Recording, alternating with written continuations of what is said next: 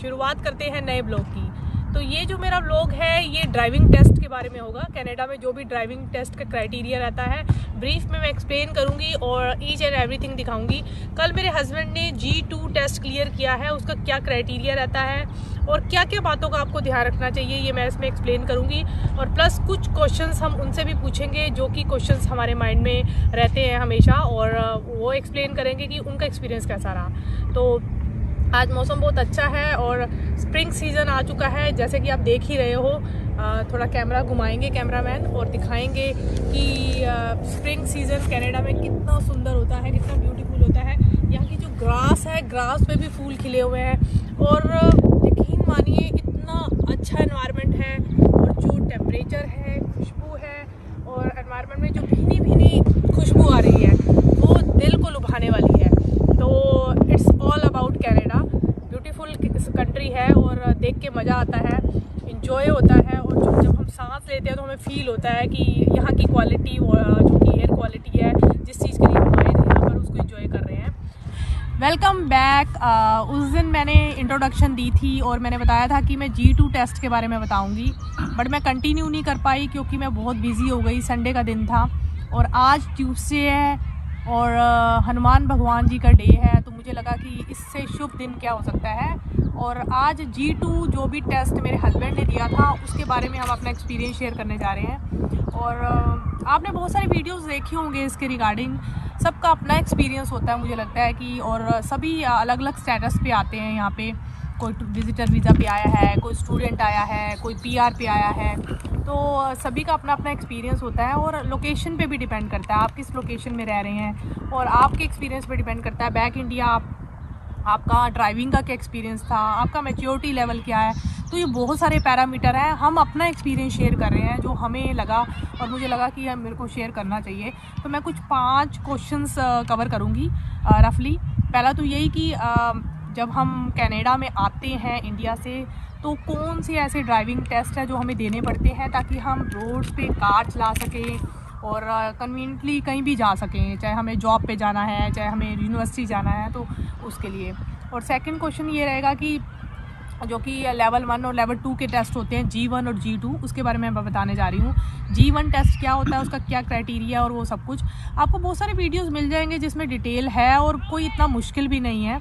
But उसमें क्या होता है कि मैं अपना एक्सपीरियंस शेयर कर रही हूँ कि हमने किन बातों का ध्यान रखा। थर्ड क्वेश्चन रहेगा कि G2 टेस्ट क्या होता है और उसकी डिटेल रहेगी। और पंकज जी का एक्सपीरियंस हम देखेंगे कि उनका एक्सपीरियंस कैसा रहा G2 देने का। और जो फोर्थ क्वेश्चन रहेगा कि हमें किन किन बातों का ध्यान रखना चाहिए, 5-6 बातें माइंड में रखनी चाहिए। तो ज़्यादा देर नहीं करते, स्टार्ट करते हैं। तो सबसे पहले मैं बता देती हूँ आपको कि जब भी हमें ड्राइविंग करनी होती है, स्टार्ट करनी होती है कनाडा में, तो हमारे पास लाइसेंस होना चाहिए। कार चलाने के लिए आपको मिनिमम G2 लाइसेंस चाहिए। एक G1 लेवल होता है, G1 लेवल फर्स्ट लेवल होता है और उसके बाद सेकेंड लेवल होता है। तो G2 तो आपको क्वालिफाई होना ही पड़ेगा, उसके लिए आपको G1 क्वालिफाई होना पड़ेगा। तो ये दोनों टेस्ट होते हैं और लास्ट होता है G लेवल। अगर ट्रक वगैरह चलाने हैं, आपको हाईवेज़ पे चलाना है और उसके लिए होता है। बट जो G2 है वो बहुत ज़रूरी है, उसके बगैर आप कार नहीं चला सकते। तो इंडिया से ही माइंड सेट करके आइए कि हमें कैसे तैयारी करनी है और वो सब कुछ, उसका बहुत फ़ायदा होता है क्योंकि यहाँ पर कार के बगैर कुछ भी नहीं है। मतलब यहाँ पर आपको ग्रोसरी लेने जाना है, आपको किसी के घर में जाना है, आपको घूमने जाना है, नायग्रा फॉल जाना है, बसेस हैं, सब कुछ है। अगर आप एक फैमिली आई हो ना तो आपको बहुत दिक्कत होने वाली है। तो कार का तो पहले ही माइंड सेट करके आओ। मतलब यहाँ पर रोटी कपड़ा मकान प्लस कार, मुझे लगता है ऐसे, ये मेरा एक्सपीरियंस है। रोटी कपड़ा मकान के साथ कार बहुत ज़रूरी है, तो वो तैयारी करके आओगे तो वो बेटर रहेगा। तो ये फर्स्ट क्वेश्चन मेरा कवर हो जाता है इसमें। तो सेकेंड क्वेश्चन है कि G1 टेस्ट क्या होता है। G1 जो टेस्ट होता है वो एक रिटन एग्जामिनेशन होता है, MCQs आते हैं। आपको ऑनलाइन, आपका नियर बाय कोई भी ड्राइविंग सेंटर है वहाँ पर रजिस्ट्रेशन करवानी है, वो ऑनलाइन नहीं होती, आपको जाके ही करवानी पड़ेगी। वहाँ पे आप अपना ID प्रूफ दोगे और वो आपको आपका विज़न टेस्ट होगा, आंखों से ठीक दिखता है नहीं दिखता वो सब कुछ, और आपका एक रिटन टेस्ट होगा। तो 40 मार्क्स का आपका टेस्ट होता है और उसमें आपको 16 ईच, मतलब 20 मार्क्स का होता है। 20 मार्क्स के रोड साइन होते हैं और 20 मार्क्स का एक दूसरा पेपर होता है, और उन दोनों में आपको 16 मतलब 32 टोटल क्वालिफाई करने पड़ते हैं। तो G1 बहुत इजी होता है, अगर आपको मान लो क्वालिफाई नहीं भी हुआ तो उसी टाइम ही आप 10 से $15 दे के दोबारा पेपर दे सकते हो। तो मैं आपको एक टिप देती हूँ कि मैं एक PDF आपको डिस्क्रिप्शन बॉक्स में दे दूँगी। 99.9% उसी में से क्वेश्चन आते हैं, आप उसकी प्रैक्टिस कीजिए। टीवी पे चला सकते हैं, जैसे टीवी पे, मोबाइल पे, तो क्वेश्चनेयर आता रहता है, उस क्वेश्चनेयर के आंसर आप खुद देते रहिए तो आपकी प्रैक्टिस हो जाएगी। तो G1 देने के लिए आपको क्या लगता है कि पंकज की हमें कुछ ऐसी बातों का ध्यान में रखना चाहिए या वो इजीली क्लियर हो जाएगा? नहीं, G1 जैसा आपने बताया कि तो बेसिक्स इसमें इंफॉर्मेशन आपको पता होनी चाहिए। जैसे रेड लाइट पे रुकना है, येलो पे अपना रुकना है, ग्रीन पे जाना है, तो उससे मिलते जुलते क्वेश्चन आते हैं सारे। तो वो इजीली अगर आप एक बार तैयारी करोगे तो वो पास आउट हो जाता है। मतलब 2 से 3 दिन लगेंगे, या हम बैक इंडिया में भी इसकी प्रैक्टिस कर हाँ सकते बिल्कुल, हैं? आप जैसा आप बता रहे हो वो सारा बैक इंडिया भी तैयारी करके आ सकते हो, या 2 दिन पहले यहाँ पे आके पढ़ सकते हो, वो सारा क्लियर हो ये जाएगा। कि G1 क्लियर होने के बाद आप अगर ड्राइविंग करनी है किसी 4 ईयर एक्सपीरियंस पर्सन के साथ ही बैठ सकते हो आप, और ड्राइविंग नहीं कर सकते।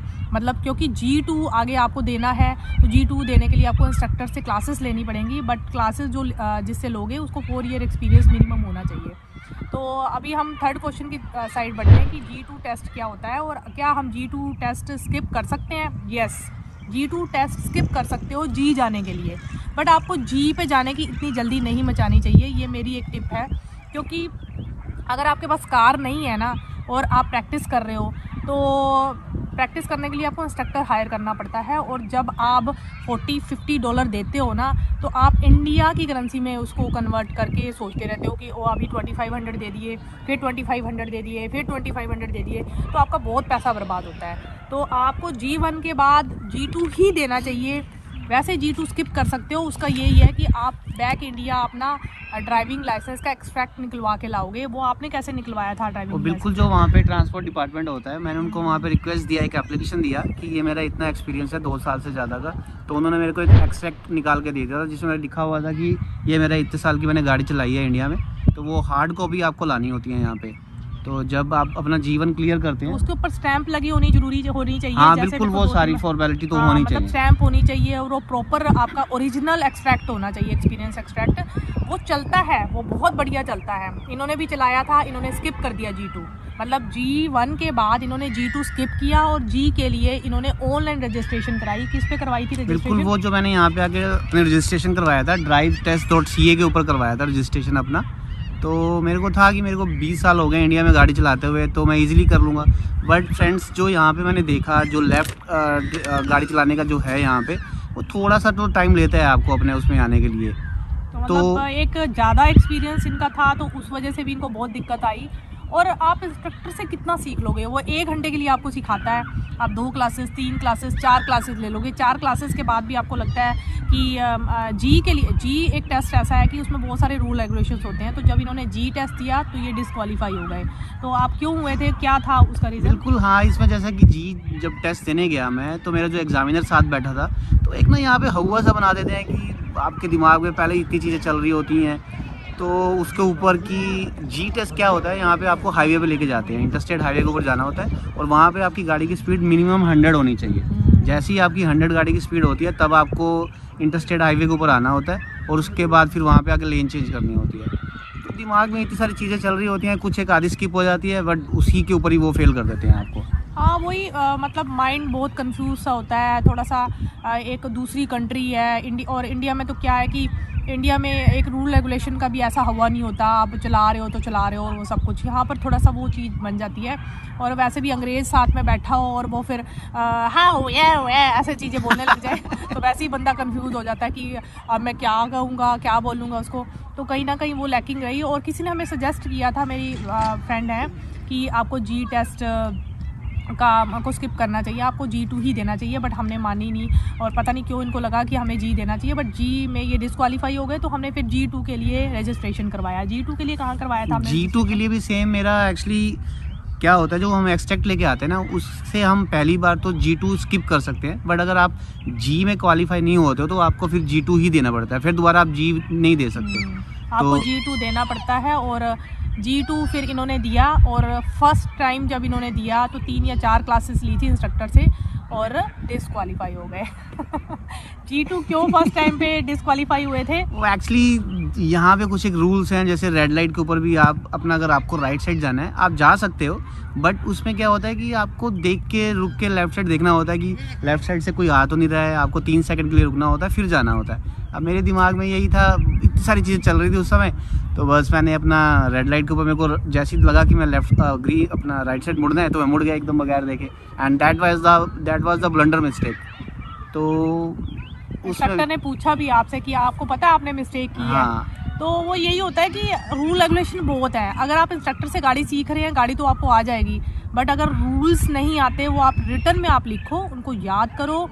यूट्यूब वीडियोस हैं बहुत सारे इसके ऊपर, आपके एरिया जो भी आपने एरिया सेलेक्ट किया है, जैसे इन्होंने ओकविले किया था, तो ओकविले के बहुत सारे उनके जो रूट बना हुआ है, रोड रूट, उस सबको याद किया था, वो सारा मतलब मेमोराइज किया था।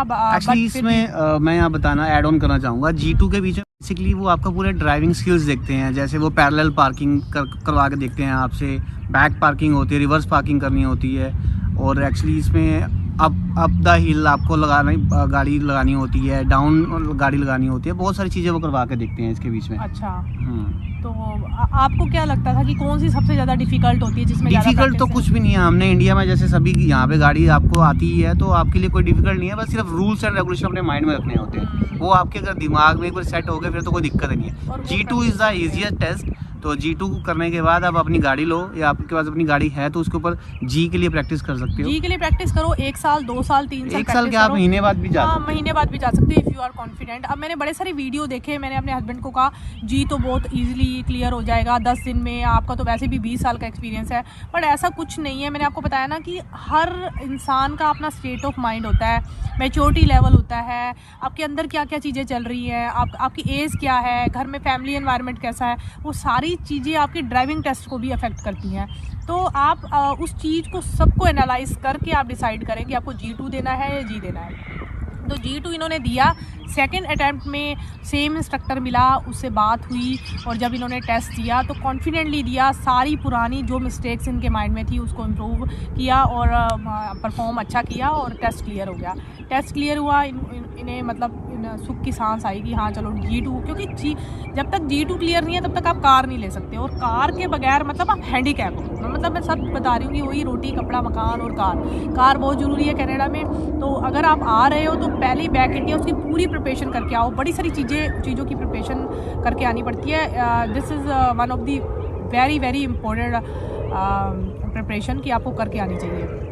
तो यही था G2 कि G2 टेस्ट होता है और उसके बाद आपका मतलब डेट लेनी होती है, और वो आप और इसके फीस वगैरह चार्जेस अगर आप जानना चाहते हैं तो चार्जेस क्या रहते हैं इसके? जो G1 टेस्ट था उसके मेरे को $99 दिए थे मैंने फर्स्ट टाइम, और अगर आप उस समय फर्स्ट अटैम्प्ट में पास नहीं कर पाते हो तो $15 उसी समय देके आप दोबारा G1 टेस्ट दे सकते हो।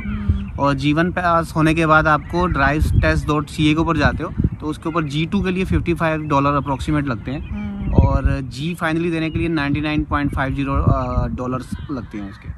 G देने के लिए? हाँ, G के लिए। G2 देने के लिए? G2 के लिए 55 और G के लिए $99।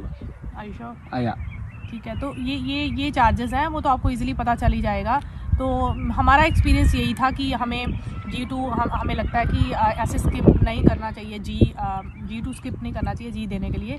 आप G2 दो अगर आप कॉन्फिडेंट नहीं हो, और अगर आपको लगता है हर रोज़ इंस्ट्रक्टर को पैसे देने हैं या कुछ है, क्योंकि जब आप आते हो ना बैक इंडिया से तो बहुत सारी चीज़ें चल रही होती है माइंड में, आप हर चीज़ को कैलकुलेट कर रहे होते हो कि इंडिया के इतने रुपीज़ हो जाएंगे इंडिया, बट ऐसा कुछ नहीं है। ये कंट्री बहुत कुछ देता है आपको, बहुत कुछ देता है। आगे आने वाले वीडियो में मैं आपको बताऊँगी कि कनाडा आने के क्या क्या बेनिफिट्स हैं, और सबसे बड़ा बेनिफिट तो यही है कि मेरा रंग गोरा हो गया है।